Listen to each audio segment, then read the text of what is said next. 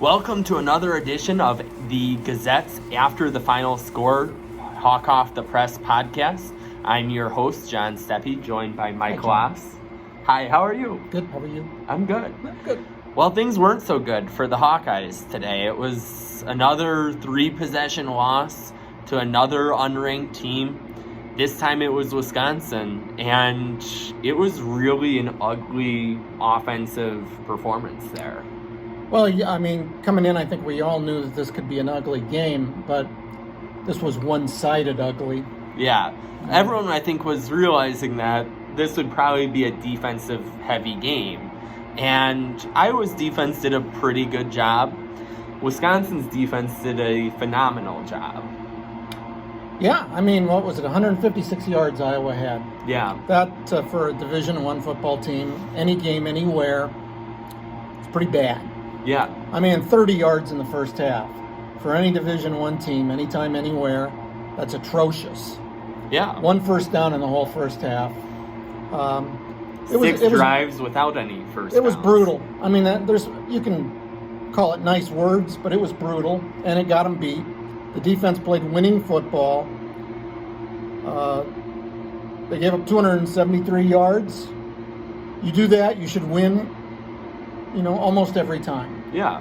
And I cut them some slack on the 27 points, which, of course, breaks the streak of 29 straight games without more than 25 points. Well, it should have been more than 27 points. Yeah. I mean, they left 11 points on the table. They get 3 fumbles inside the 20. Wisconsin did. Iowa fumbled the ball inside the 20 3 times in the same quarter. Which is incredible. Wisconsin got 10 points out of it instead of 21. Yeah. I think that really tells you how the defense played right there in a nutshell. Is the defense kept them in the game until it was 3rd and 2 in Wisconsin territory, and in 2 plays Iowa couldn't get 2 yards. And Once again. Yeah, for the second game in a row. It's like a broken record here. It's the same problems that you're seeing time and time again. So and special teams wasn't perfect either, where Torrey Taylor had some good punts. Well, yeah, when Charlie Jones left the game because he had his eye poked, so he goes in the locker room, and the guy they pull out to replace him, Max Cooper, fumbles away a punt. That's when you don't win games when you do that. And, but it was an offensive deal, 7 points for the second straight game. An unacceptable performance in that regard, and it is what has wrecked what was a magical season. You're number 2 in the country a couple of weeks ago, and now you're in Palookaville. Yeah, it's a night and day difference between now and October 15th. The difference is the defense didn't set them up with 3 or 4 turnovers. Yeah, that's the other thing too. Yeah, it is. That's the whole thing, is that the offense hasn't been great all season, but the defense was feeding it and feeding it and feeding it. Well, today, like in the Purdue game, it was up to the offense to create and sustain its own offense, and it did not do that. No, it's as simple as that, and now the postseason opportunities that Iowa will have is a lot different than what people were thinking. I mean, I know they're still tied for first place in the West, et cetera, but it's no longer really fun or exciting to talk about it, because in your heart of hearts you don't really feel like this is a team that should be vying for the Big Ten championship, whereas you did think that for a while. And Minnesota could potentially, based on what's happening right now, I believe, move up past them. Oh, right. My math is wrong there, yeah. But I mean, even if Iowa beats Minnesota, tiebreakers and all this jazz, I don't care. Mm-hmm. I mean, right now, Iowa's not playing well enough offensively to win its last 4 games, which it is going to have to do to have a chance to go to Indy. Yeah. I don't care who they play against. If the offense plays like this anymore, they're going to be in trouble. They could be going up against the down the street elementary school team practically. Well, not that. And what an odd name for an elementary school, by the way. Down the street. I will think in time for next Their arch rival is around the corner. Kitty corner is the real power in that conference. Oh, yeah, okay. But next podcast I'll have a name for an elementary school. But we do have time to tackle a couple reader questions. So one question, play calling. How bad? Where to place blame for the O-line going from bad to worse? Yeah, I think the O-line is obviously the story of this day. Yeah. 6 sacks? Oh, Kirk Ferentz said it himself. You can't win games with 6 sacks. The play calling, it's the same Iowa offense it's ever been. Mm-hmm. Coordinators change ever so infrequently, but it's still the basic Iowa core offense. It's an offense that averaged 31, almost 32 points a game last year. Okay? Yeah. The offensive line is not there this year. And the excuses that are both legit and you don't want to hear are it's been plug and play to a degree. There have been injuries. They haven't had a set lineup, and I don't want to hear it because that's college football. Yeah. Penn State had to deal with injuries with Deshaun Clifford. Wisconsin's offensive line was kind of dubious in the first half of this season, and the defense couldn't pull it out.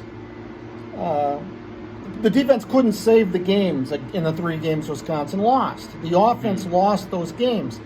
Well, the offensive line has kind of righted the ship up here, and they've got a running back who's 17 years old who just had his 4th straight 100-yard game. And the point that Ferentz brought up with that one is it'd be impressive if he was 21, too, with what he did. And that's besides the starting running back who, gashed him from time to time. So, yeah, it's an offensive line story. I know there's a lot of critics of Spencer Petras, and I don't think he's been wonderful. But Petras came into this game ranked 7th in the Big Ten in pass efficiency, and Graham Mertz, Wisconsin's quarterback, came in ranked 14th. And, Mertz got the better of it. Petras is not playing great Big Ten quarterback, but he's not getting any help. No, when you don't have any time. No, and this is a guy, like I said, this guy was their starting quarterback last year when they scored 31.8 points a game. He's not a different person, or he's not playing really much differently. He's not getting any help. Yeah, there's not much that you can do when you've got a couple seconds. Plays can only open up so quickly, and that's the challenge there. Then that leads in great to the next question. What are coaches' thoughts on rolling Petras out, and how can we get the ball to Goodson in space more often? And I think one thing on the rolling Petras out, a little bit of a tongue twister there, that I think is, I kind of go back to what Petras was talking about on Tuesday, where somebody was asking him about scrambling, and he admitted that he's not Lamar Jackson back there. Yeah. So you've got some options. He's not that player. And look, outside of C.J. Beathard, who has been a quarterback for Iowa in recent memory. I mean, Nate Stanley wasn't. Jake Rudick wasn't. It's not going to happen, folks. That's just not who he is, and I do feel bad for Tyler Goodson, because this is too good a talent to not be putting up better numbers than he is. Oh yeah, he's a future NFL running back. He just hasn't had the cast around him. If you're running into kind of a brick wall, you can only go so far. Yeah, I don't remember seeing a feature Iowa back who has been tackled for losses so many times as he has in 8 games. Yeah, because, and the thing too is he's kind of dancing his way in the backfield there just so that there's some chance of it not being for loss sometimes. Yeah, well, that's some years. I mean, you see up here all the time. It didn't happen last year, but you put a good running back behind Wisconsin's offensive lines, and 9 years out of 10, they'll get you your 1,000 yards. Yeah. And Iowa's had a lot of good lines like that. This just isn't one of them. Yeah. It simply isn't. And I saw a little bit, like Goodson did seem to be out at wide receiver at least a couple times, I noticed. So that is one way that you can get him a little more involved. But he still is a running back, and he's on an offense that really just is not suited for his strengths. No, and the wide receivers and tight end Sam Laporta, I feel like they're all getting a little bit cheated.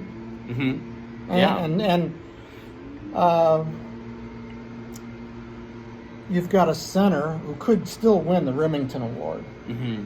And yet, 150, what was it? I'm looking again. I can't believe what I'm seeing. 156 yards for the entire offense. Oh, boy. And that leads into the question after that. After 23 years, does Ferentz feel any need to change offensive scheme, and will he? Yeah, okay. Well, I think he answered his own question. 23 years. Yeah, it's been the same thing. Well, more or less. No, I mean it's all boils down to, and they say it over and over and over again, execution. Well, can they or can't they? When they can, this is a good program. This is a program that over the last 6 years, has a hell of a good one-loss record. Yeah. And had a 12-game winning streak as of October the 15th. Mm-hmm. Today, they've lost 2 in a row. We'll see about the next 5?